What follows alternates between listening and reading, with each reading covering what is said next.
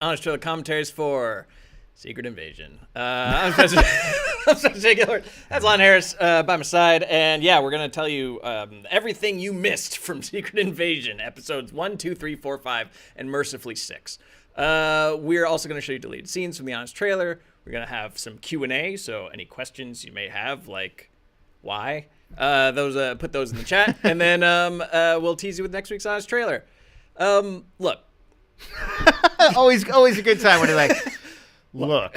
This was my least favorite Marvel thing in a long time, and I think that it's a victim of high expectations, because I think when you get Sam Jackson, Olivia Colman, Don Cheadle, and you're like, we're doing a thriller, like a tense, taut spy thriller. It's more grounded. It's not going to end in a big CGI goo punch 'em up.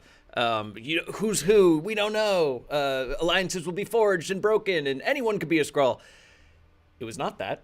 Yeah. You know who every Skrull is in the first episode, except for Rhodey.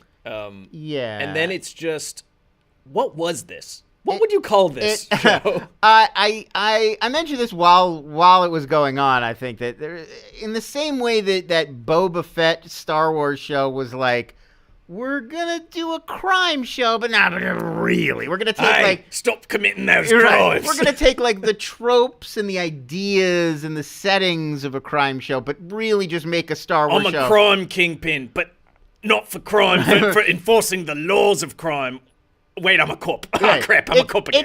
It's like those Is It cake where they make the cake look like a chicken. It's not chicken. It's just a cake. It just looks kind of like a chicken. And then you cut into it and you're like, it's cake. Yeah. That's the same. It's all these Disney shows are like, it's just a Disney show inside. But when you cut into it, they're like making it look like Tinker Tailor Soldier Spy. And you're like, oh, cool, a spy show. Oh, this looked like a spy show in the sense that it was very gray. A lot of gray. And we were in Moscow, so that's vaguely spy. They're taking the aesthetic trappings of spycraft and that genre, but they're not dedicating themselves to it. They're not doing the details. They're not really figuring out that kind of story. They're doing their same punch 'em up, obvious sort of by the numbers kind of Marvel story.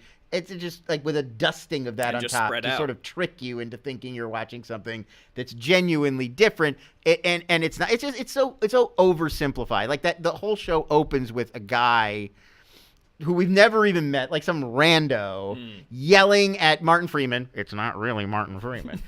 Yelling at him like the entire plot. They're all Skrulls. This one's a Skrull. There's a secret invasion, and there's Skrulls. They're basically laying it all out. Like they don't trust you to get it or to have any patience and figure out what the show is about over the course of the first He's got it all plotted out on his wall of crazy. But yeah, it's not that crazy. And it's just like, well, that's boring, and that's very superficial. It's just a very superficial take on all of this kind of material, and we've seen way better, more thoughtful, deeper versions of it. Like Slow Horses is on Apple right now. It's a spy show that's a lot better than this, that's doing the same stuff. So, like, why do I need this? That to me is a cardinal sin against your show's premise. It should be about who is and who isn't a Skrull. But the fact that the audience, they tip their hand to the audience right away about everybody. You meet every Skrull character. Yeah, the Don Cheadle, I think, was meant to be the one reveal. We're holding it as like a big reveal late, but it's also like he's mean. He doesn't act like himself, and so it kind of tips your hat, and you know it's going to be somebody that we've met before. $220 million, man. Well, that's a whole separate issue where it's like, I was reading Forbes the other day had a piece. Foundation. I don't know if you watch the Apple TV Plus Foundation show. I really like it. Love the book. It costs about $45 million per season, and it is friggin' enormous. It's like space, and there's action, and Lee Pace is getting naked and wrestling dudes, and like that's worth $20 million right there. It's a big show. You're going to different planets, and there's like, mountain stuff and underwater stuff, and like it doesn't feel like a show where it's three people standing in a room. It feels like you're really going places. So if they can do that for 45, it doesn't make any sense that Secret Invasion costs 5 times as much. The numbers don't add up. Yeah, I mean, okay, Sam Jackson for a series at what, 10 million, 15 million? And they were saying that it was a lot of reshoots. Like they shot a lot of it, and then they didn't like what they had, and then they got everybody back, and they reshot a bunch of it, and that is really expensive. But even if they did it twice. But even if you doubled it, that's still over $100 million per version, and that's still too much. Yeah. Especially for what we get, like not a single standdout action scene except the finale, which was for the wrong reasons. Yeah, it stands out because it looks goofy. Absolutely, right. Goofy. Like it doesn't. And in Secret Invasion, unlike Foundation, it really does feel like the kind of show where it's just characters standing around in rooms a lot talking to each other. Like it doesn't. You don't really feel like it's like globe trotting and you're going to a lot of different kinds of places, and there isn't really that kind of diversity of what you're seeing. I could feel them giving up on the show because it starts off, just look at the run times where it's like hour, 56 minutes, 54 minutes, 40, 30, 30. Those last 3 episodes, nothing happens. It's like, there's an ambush. Next episode. They literally run out of story, and like a spy thing, it should be like endlessly like, upending your expectations, and we didn't know this part was coming in. We're basically preparing for an attack for 3 episodes. Yeah, I mean the real like narrative meat and twists and turns weren't even really character driven. It was just going back in time to find out more things Nick Fury falsely promised in 1995. Yeah. Just more things he lied to them about. He Yeah. does not come out of this looking very good. Let's get into the trailer. All right, we'll get into it. We'll get into it. Roll it for Secret Invasion.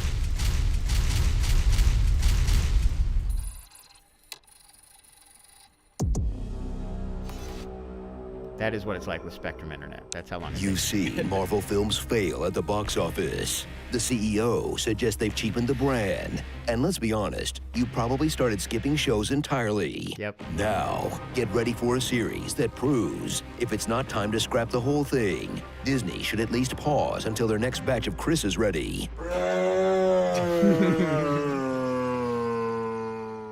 Secret Invasion. Ew, are those AI-generated titles? Gross. Pause. Yeah, that got gross. off to a bad start. Put a bad taste in everyone's mouth. Yeah, right. Like they could have recovered if the show was really good, but why put yourself in a position where you have to recover? It's such a what a weird call that was. Yeah, and like I guess there was no money left over because they'd spent the GDP of a small country on this. Or already. I do kind of feel like there was like in February, I don't remember exactly, like January, February of this year when those AI apps were like brand new. There was like a 3-week period where we all, even me, the most cynical AI guy there is, we're like, whoa! You can type anything in. And it almost works. That's almost like a doggy. Like it was. We all had that, and so I feel like maybe this was approved during that, where they were like, well, this trend is gonna last forever. People are never gonna get tired of this like buttery, weird, loose diarrhea-looking style animation, where it almost looks like a human face before it becomes monstrous. Like.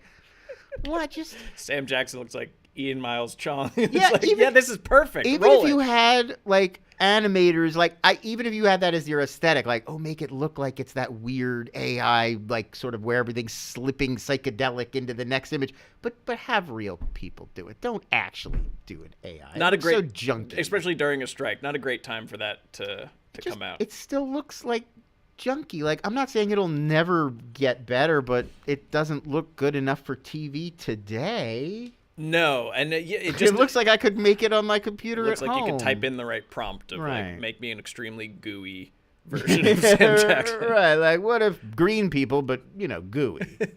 Oh well. All right, keep going. Fury is back from Spacecation, and everyone agrees that he sucks now. The one with power, the one with ability, that Fury's gone. He's traumatized. Oh my God. Oh no! And really effing old. He's washed up, walks with a limp, can barely see out the good eye. The fact that you don't know tells me all I need to know about this new, rather old Nick Fury. Why don't you hobble your ancient ass on out of here before I have you defenestrated? In the latest sequel that thinks audiences want to see their heroes as pathetic, washed-up sad sacks. You want to get soup? Let's get soup. So pause. After the Fury sucks, and it turns out he always has sucked. According to the series. That I really don't like. It's like, okay, I get you want to do the Logan like beat down one last adventure, but we got to make him like he's real out of practice and he's gonna have to do a comeback. I get that, but they're retconning like Nick Fury always sucked. We just made him look good for those early Marvel movies. It's like that's messed up, man. I don't want that to be true. He was blackmailing shape-shifting aliens into feeding him info while he just sat there and got lit up on old Grandpappy's bourbon. There's a scene where Ben Mendelsohn as Talos is like really ripping into him, like I did everything, you didn't do anything, I made you, and then that character gets murked in the next episode. So like.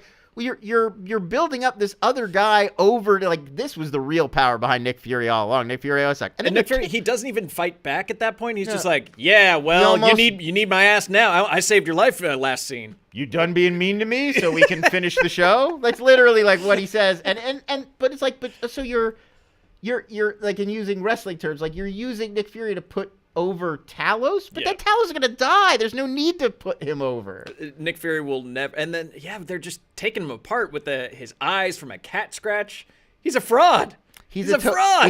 He's a total fraud. It was like that was like your most badass character. People were always like, we want to see more of Nick Fury, but that not like this. Like they wanted to see him being cool, not like the real story is pathetic. Also, punches like a 75-year-old man. Well, that can't be avoided. I mean, even in Captain Marvel when they had de-aged him, the body remembers. Still running like an old guy. Face looks young. Knees, they can't CG. He needs to be like walking in at the end or like at opportune times saying something cool. But that's always who he was. He was never the action star. So it's like, I think he had some like his original comics run. Right. Yes. But I'm saying in the MCU, he was always like the guy coming in at the end like, I have one secret thing you didn't know about. My master plan.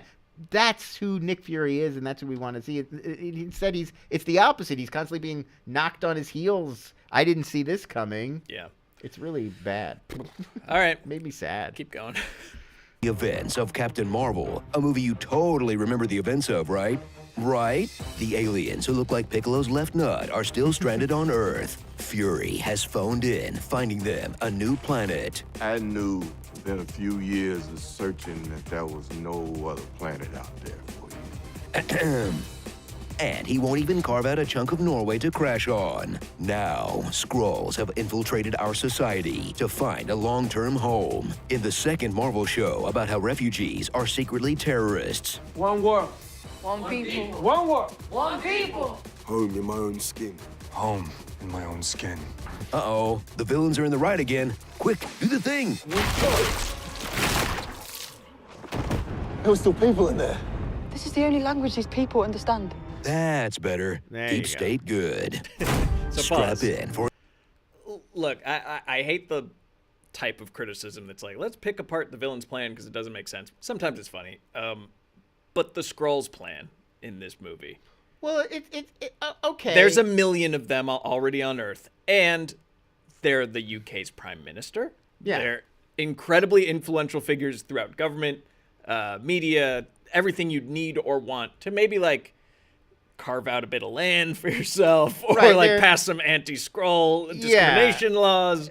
And their plan is to start World War III because they can technically survive in a nuclear hellhole. Right. I get, they're like, they have cockroach power. And so their plan is like, we'll all nuke one another and then they can like live in the wreckage. But it's like, but it's a perfectly functioning civilized planet right now. You don't have to do that. No. You could, 1 million of them could easily integrate into, they have already. It's kind of, I think that's why he had to be so mad at Fury, because it's sort of like, they don't really need to do this. It's just Gravik is so angry that he's insisting that they do it, and everybody else is kind of going along. And these are the sorts of things you could develop in like a real spy show. All these conflicting agendas and people who, overlapping interests, but not entirely. And like, those are the things that fuel these kinds of stories. They're just not interested in the details. it's starting. The whole MCU is starting to suffer from the fact that we have no sense of what the non-superhero world is like at this point. Right. Outside of like Peter Parker's friends, there aren't really any humans just dealing with the fact that, well, there is a Galactus-sized alien that's like coming out half hatched out of the earth. Yeah. And there's Asgardians, there's aliens, there's superheroes running, like New York got invaded by aliens and stuff like that. Really, they can't handle Skrulls. They can't, like, there's anti-Skrull sentiment that they would chase them out with pitchforks. Like, I don't buy it. No, that's the other thing is, again, like an argument going on among the characters about like, would humanity accept Skrulls or not? Like, I think that's the sort of thing that could fuel a show like this. Like, that makes a lot of sense. But it's weird that they've come in with the hero of the show, Nick Fury. He's the one who's like, no, humans are terrible. We'd never accept these Skrulls. The only option is get rid of them. Get them out. And nobody else is really there to like count. We don't have an alternate. The only view. reason I can think of that is that they're saving more Skrull reveals, and man, is that going to be funny when in like Kang's Avengers movie, like somebody turns into a Skrull and everyone's like, I mean, definitely this ends with Olivia Colman and Emilia Clarke like, we're gonna work together, and like this story's not over, and like how much you guys want to bet. It's like, but it's more like the Immortals are gonna walk through that door. Is that what that was? With the big dog? Yeah. I'd be like, maybe Gaia pops up again in some. So Gaia's going back to her home planet. I think the Skrulls are gonna find their home planet sooner rather than later. Well, that's the other thing is even without us adding in Milky Way context, like just in the MCU, they've established there's a lot of planets out there, and not all of them are really that busy. Titan is empty or half empty. Yeah, no, it's Titan, fully empty. We've seen Titan, which all the like it's got some wonky gravity issues, but it's survivable, and there's nobody there. Vormir also. I wouldn't send them to Vormir. That's you gotta hang just out avoid with the creepy ghosts. Just avoid Soulstone Mountain. There's a whole planet there. Yeah. All right. Yeah, they can find a spot. They can live in Well, nowhere. They can go on that weird asteroid. Morag, where Star-Lord goes and finds that Infinity Stone. There's just those little like mammal guys running around that he grabs. I guess that planet's gone with Glenn Close. She's dead off camera. Well, no, I mean they killed all the humans on wherever Nova was. Yeah. I forget the name of that planet. They killed the people there, but it could still Just planet. saying, there's might still be room there. for Skrulls. What There's about plenty of room. What about High Evolutionary's planet with all the like hybrid animal drug dealers? What about Montana? There's not many people. They'll be fine. Yeah. Well, right. There was a whole like Atlantean civilization, like Namor's civilization, just went underwater. They didn't even know about them. Okay. Anyways, keep going. A spy thriller made entirely out of spy thriller cliches, where everyone has to be stupid for the plot to work. Last I checked, Rhodey is a Skrull.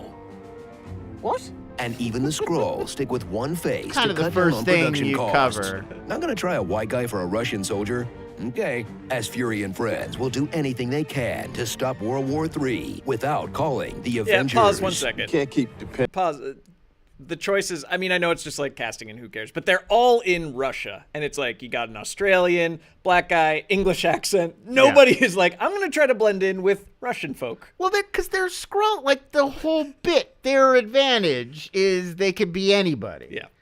And Ben Nelson's like, all been undercover in Moscow for 28 didgeridoos. Well, through the entire series, they keep doing this, where like the Skrulls pick one human identity and then stick with it the whole time. When they could be we've established they can be anybody. Like they could all turn into Nick Fury if they wanted to. That'd be interesting. Yeah, that'd be a cool scene. Just the idea that they're all sticking to their one persona, so we can always recognize who's who, is like it really defeats its own purpose, as Jake LaMotta would say. All right, keep going. Depending on these superheroes to swoop in and save our asses. Because then he'd have to admit he's been scraping all their goo into a cup and hiding in his grave. Imagine looking Cap in the eye and telling him you scraped his goo. The shame you'd feel. Pause. I want to pause right there, too. Doesn't it... So much of, like, Phase 1 especially was about, like, recreating the super soldier serum and how difficult it would be to make more Captain America. Like, that's Same why with Falcon and Winter Soldier. Right, that's why we don't have an army of Captain Americas already, because we can't recreate Erskine's whatever magic super serum. But then this suggests that all you'd really have to do is collect Avenger blood, and you could just synthesize literally make anybody a clone of any Avenger. It's like, what? But that doesn't make any sense. How are you just going to reverse the entire story of the franchise so far? I also don't understand why it was such a long and laborious search, because the search wasn't for the vial. The search was for, like, the Gravik had been searching for their goo for a long time. Yeah. And it's like, I'm sure the whole thing went down at, like, the Avengers compound in upstate New York. Yeah, it was the Battle of Earth in Endgame. Not a tough place to spot, right? Like, oh, there's some goo on a rock. Like, look, we got Grovius Pip or whatever. Well, that's the other thing. Their are. computer database has everybody's name, like Colobsidian. Like, they weren't introducing themselves. They're not Pokemon. Colobsidian! Yeah, nobody was, like, showing up like, hey, Colobsidian, this is my blood. Does anyone know Drax's name on Earth? Like, no, besides Peter Quill? That doesn't make any sense even. And they have like species names. They're like, oh, Flora gigantis is Groot. Like, what do you... this is so stupid. Like, that's the whole thing. I thought Drax dumb. had, right, when her arm turns into Drax, weren't those tattoos? Yes. Oh, yeah. Oh, no. She also, like, those inherits physical characteristics of the... I think there's that... Who's the wizard guy? Ebony Maw? Yeah. She gets his rings. Yeah. That's not genetic. That's jewelry. Oh, man. It's just stupid. It's like, that's what I mean. Like, spy stuff more than a lot of other genres. It kind of is about the specifics, and it's about, like, things we didn't notice. Noticing the little details. It's like a little bit of a magic trick. Like, oh, I didn't know this detail was going to be important, but then an hour later, what a fun now surprise. When I rewatch it, I can tell, oh, she was a Skrull. And they're just not doing that here. Like, it's just like they're cheating it. They're just trying to, they want it to be, anybody can appreciate it internationally if you're 4 or 45. And so it's just got to be, like, very accessible. And there's none of that. But that's what makes this kind of stuff fun. Oh, well. Next time. Okay. Next time, baby. Next time on Secret Invasion. Okay, keep going. Oh, that's about more than two old guys yelling about off-screen promises they broke. Well, not entirely. Have you lost your reptilian-ass mind? Hey, what would you have done? This ain't about me, because you were gone. You got any more abuse you want to hurl my way?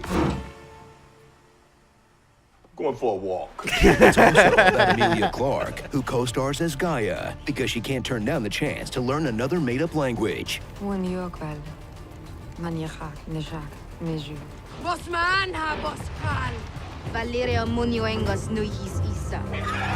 a Skrull terrorist, until a couple days before the finale, where she gets almost every power in the MCU. No way that's gonna bite us in the ass later. Or, look cool on camera.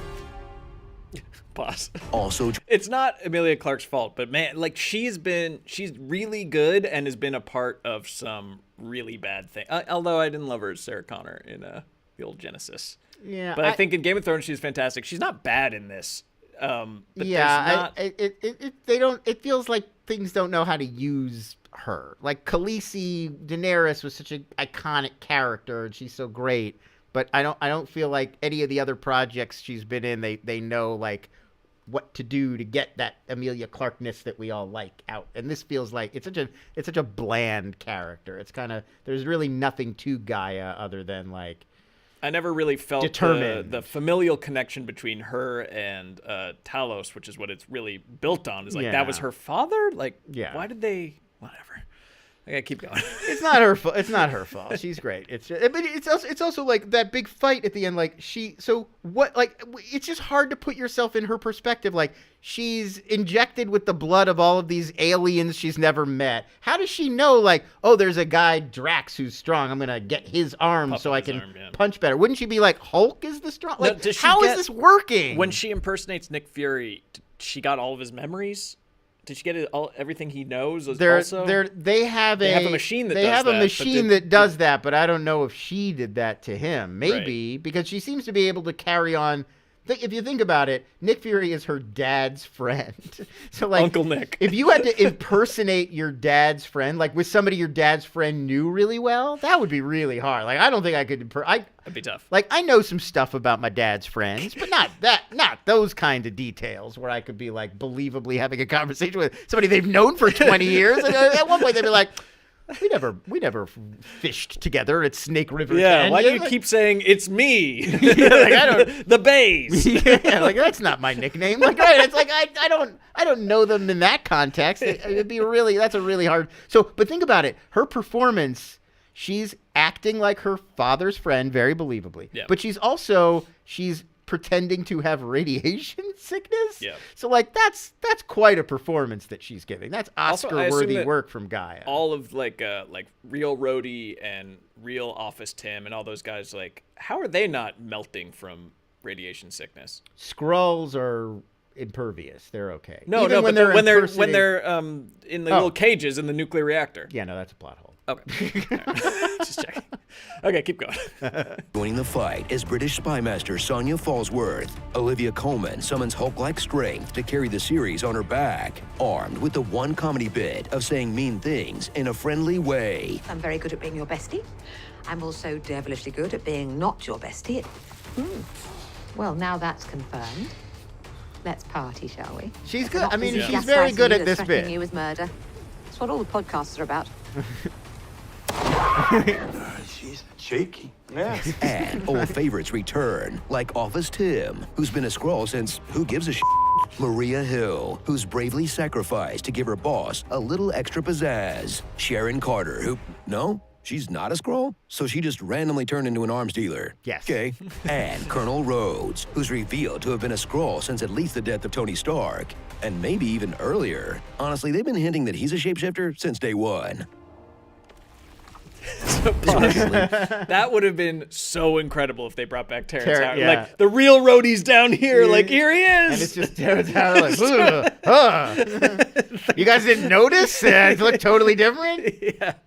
And then he tells you 1 + 1 = 3. Yeah, and then you're teriology. like, Teaches the world teriology. oh, that would have made it all better in my mind.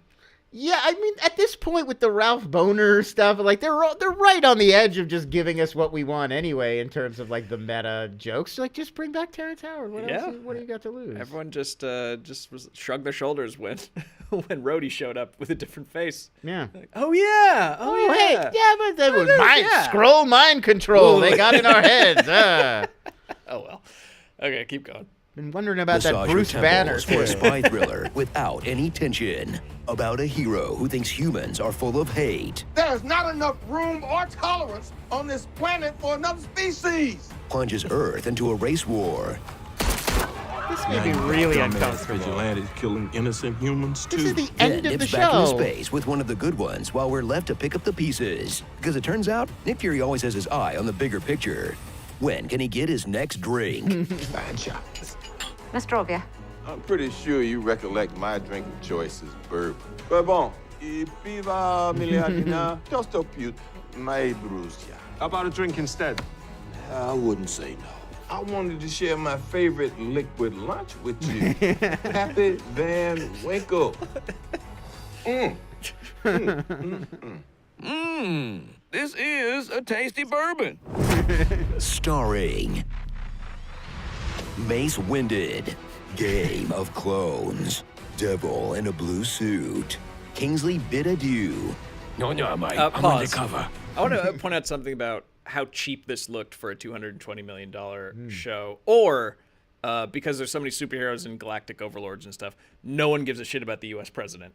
Because that guy rolls into Moscow like 4 SUVs deep, like no air support. He's taken out by like some foot soldiers, and then he's guarded by Rhodey, who is also his chief of staff. Well, they're really playing fast and loose with like, what is Rhodey at this point? Like, because everywhere I look, he's a top Air Force official. Like he's like a big guy in the Air Force. That's all, but like he's acting like he's all the Joint Chiefs. He wrote a speech for him. He's the White House Chief of Staff. He's he's the head of state. He's like and there's no one else on Secretary staff. of State. He's the Secretary of Defense. Like there's usually at least 3 or 4 people talking to the president. It just looks so cheap, and it's like the president gets basically shot or messed up or something in this attack, and they put him in like a rinky-dink hotel he's bed in a random hospital in the middle of Russia. Yeah. Don't get him out of there. It's so... I can only imagine that just nobody cares at this point about the president. That's the only in-universe one that makes sense. Yeah, It's like, we're ruled by these Ubermenschen, so who cares about what laws you're making? It just feels like, they went in and these are TV shows. They don't need to be like a movie. They could just, like, any hospital set we've got sitting around, just throw President Dermot Mulroney in there. You can't even fill the room with like a comms guy, like some funny, other people in there. You should definitely have 1 or 2 other people around the president, advisor guys in the room who are just there. They don't need dialogue, but like it's really silly. And then the one time they do give Rhodey somebody else, it's like another Air Force Navy admiral next to him. It's like it's like a woman who gets one line and then she's just there for him to dress her down. Go away, yeah. Like, you idiot! You got to launch the nukes. Yeah, like, well, it just doesn't feel right, you know. Okay, keep going. Shouldn't this be Julie Louis-Dreyfus? Spy wife. How I Met My Maker. And most MCU fans at this point. I was told this phase would be over. Invasion of the Body Matchers. I think Holtby ran that through a So cool how Fury keeps the Avengers goo hidden in his grave, and his coat in another grave, and his eye patch in another grave, and his gun in another grave? Feels like that's too many graves for just one outfit. Oh, I got these all over the place. Dead men need options. That's 4 grave bills that you're paying, and then he's worldwide. He's got so many graves out there. It's like his monthly That's a lot of crypt money. monthly plot money is Control. out of control. Oh, that was Secret Invasion. That sucked.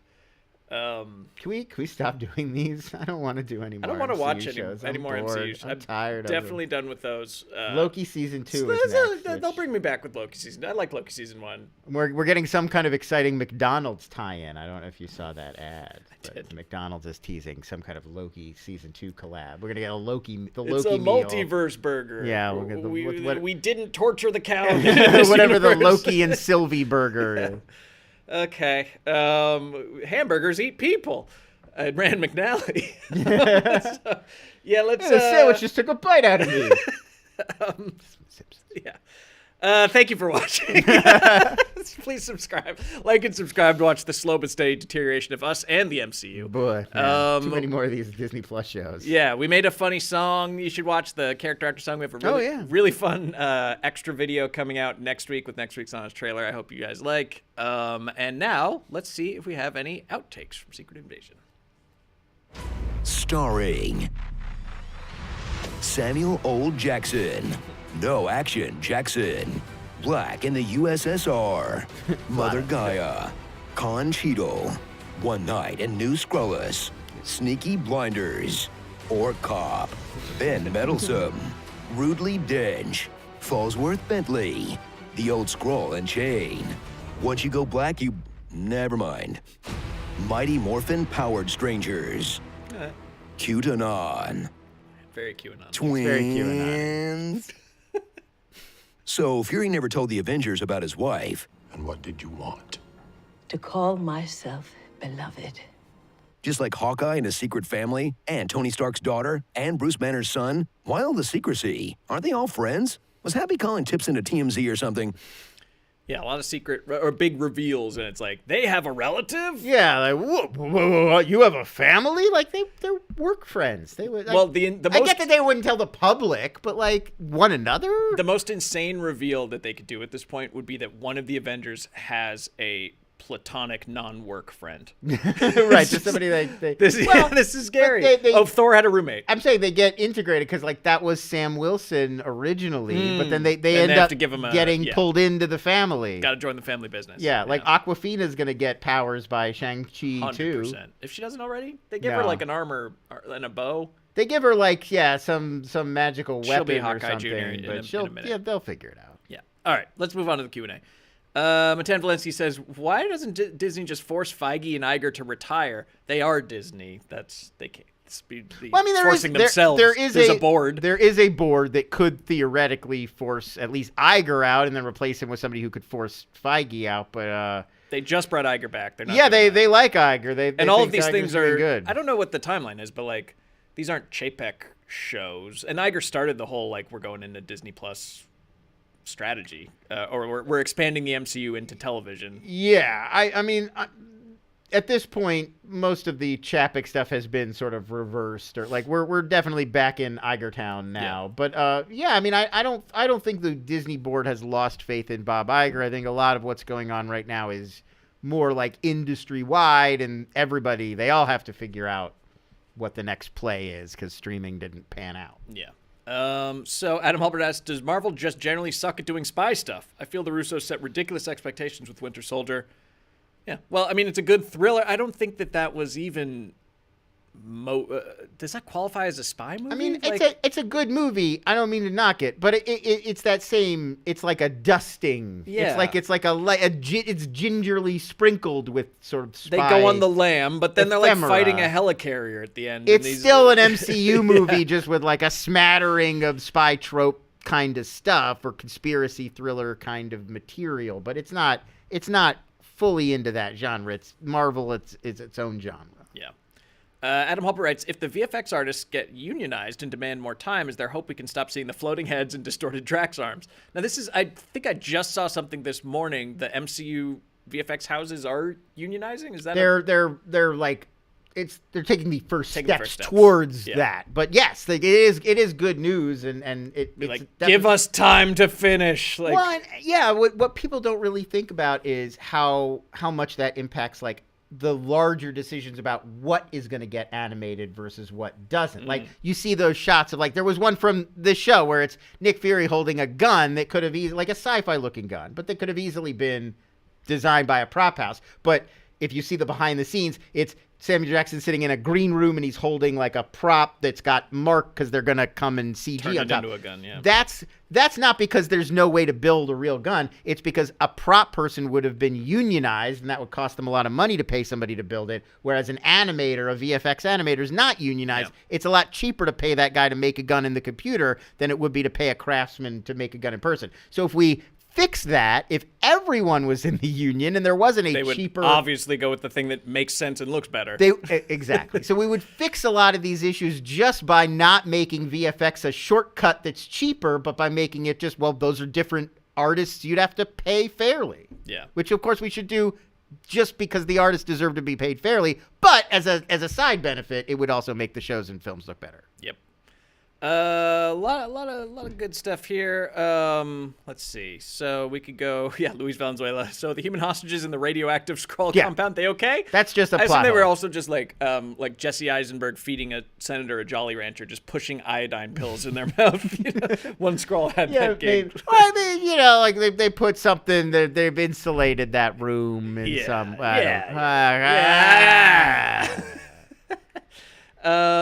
So they got Jared Harris to come in and teach them about negative void coefficients, so they figured it out.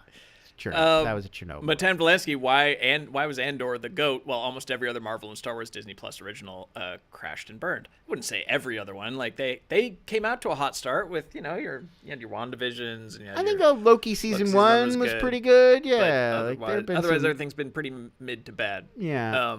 I mean, like, look, I think it's Andor's great. They got Tony Gilroy, and like the guy from House of Cards, and the guy from they got great behind the scenes talent, and then they put their foot down because they had a pedigree and they couldn't be pushed around. They're like, no, we're actually going to shoot in a place.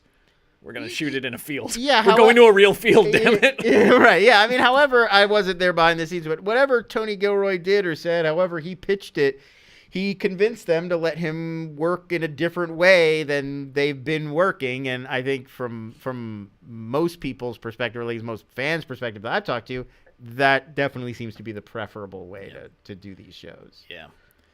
All right. I'm done talking about this. There are some great questions, but that we'll never get to because I want to stop talking about Secret Invasion. I'm sorry. I think we all should. Let's just forget this ever happened. Yeah, it was disappointing. Just like Hulk's son, and there was a good question about I think was it Luis Valenzuela? Someone talked about how is Emilia Clarke going to join the like Harry Styles, Jim won, Harry Styles and Charlize Theron of like big names that have been introduced to the MCU, but we'll never see them again. Like odds we'll see Emilia Clarke, Harry Styles, and or Charlize Theron. Yeah, I feel like Charlize Theron, I feel like will probably, there will probably at some point be a Doctor Strange 3. Cumberbatch has said he's down to come back. I think they'll want him for Kang Dynasty or the next one, Secret Wars. I feel out of all of these that we've mentioned, I feel like Charlize, I have a decent amount of confidence she'll be back. Harry Styles, wow, I would not count on that. No big Eros movie? I mean, just because Eternals didn't do so great. I mean, there was also talk about, obviously, Mahershala Ali's voice as Blade pops up in that too. And there was talk about Kit Harington's Black Knight getting a spin-off movie, and then he and Blade maybe team up. Will. I would not count on that either. No, I would not put money on that. Just because Eternals didn't. I think you're gonna see. Play. I don't feel like Gaia. What are they gonna do with Gaia? I just don't feel like it's. I don't feel like the Skrulls have the juice for another project, right? The goo ran out. The goo actually is temporary. It doesn't last for. Well, very long. the like Ben Mendelsohn is a good actor. Like if you were like, hey, we're gonna do another Skrull thing with him, I'd be like, oh, all right, but he's dead. And Skrulls can't change faces. That'd be ridiculous. That'd be crazy. That's insane. So so I don't see a lot of more hot Skrull action in the next few years. I don't think. All right. On that note, let's watch. Let's stick around until next week, where we're going to a different medium. But it's still gonna look fake as hell. Yeah. Speaking of animating things that you probably didn't maybe need to animate, probably would have looked better if you just shot some of it. That's where we'll be. So throw your cares out. It's Little Mermaid, folks. We'll see you next week for the Little Mermaid. Thanks for watching. Bye-bye. There'll be no accusations, just friendly crustaceans.